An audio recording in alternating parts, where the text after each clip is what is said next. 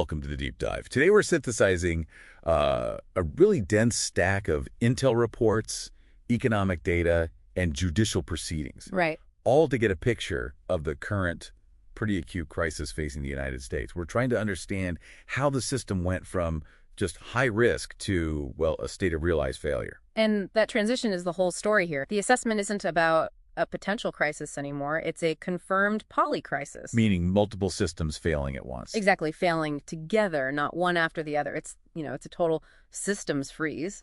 And this domestic instability, it's not just politics, it's now the primary economic threat. We have a key metric for this, CUI. the Constitutional Unraveling Index, or CUI. Yeah. That score is now sitting at a critical 82 out of 100. Which makes it the leading driver of macroeconomic shock. I mean, if you look at the internal logic, the political system is basically in cardiac arrest. So because the normal levers, legal, fiscal, are blocked, the administration needs an out. It needs an externalization. The sources are pointing to an immediate round 2 military campaign against Iran. And they're framing it as a metabolic necessity. A way to restore political cohesion when everything at home is breaking down. Okay, let's unpack that domestic side. How did we even get here? The analysis really focuses on the IEPA gambit.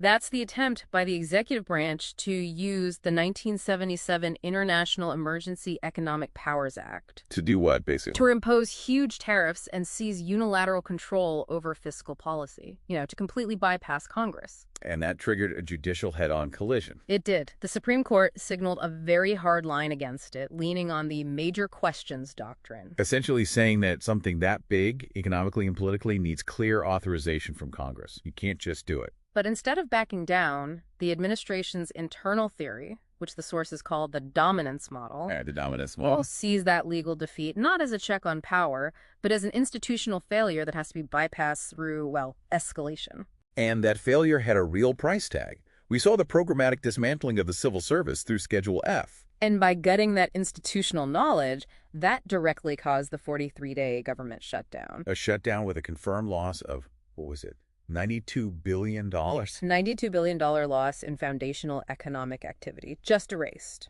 So with the domestic front locked up, the focus shifts entirely overseas.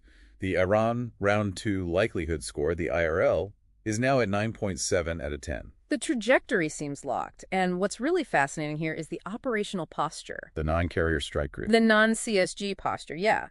It relies on this unprecedented transfer of KC-135 and KC-46 refueling aircraft to Al Udeid Air Base in Qatar. So that massive surge of tankers is how you sustain long-range bomber missions without needing a carrier nearby. It's indispensable, and that brings us to the hardest signal of intent we have. The GBU-57, the massive ordnance penetrators, or MOPs. Correct. We have confirmed movement of these 30,000-pound munitions to Nevatim Air Base in Israel. A weapon designed to penetrate 60 feet of reinforced concrete. And that weapon is really for one target and one target only.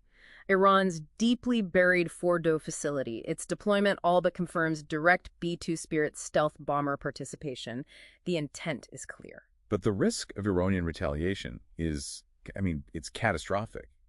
Asymmetric. They possess what's called first-tier destructive intent. We're talking large-scale cyber attacks on U.S. water purification, on power grids. And then there's the concern about their super EMP satellites. NOR-2 and TR-3, yes. They're orbiting at only 285 miles up, which raises the stakes for an immediate devastating shock to the homeland. So what does this all mean if the campaign goes, badly wrong? Say a carrier gets sunk. The intelligence models are pretty stark. They suggest the probability of a severe fragmentation of the United States rises to between 80 and 90%. An 80 to 90% chance. Why so high? Because the administration has already dismantled the very institutions that could mediate a crisis like that. The judiciary, the civil service, the press. Exactly. The system has been made too brittle to absorb a shock of that magnitude. So, our findings today seem clear.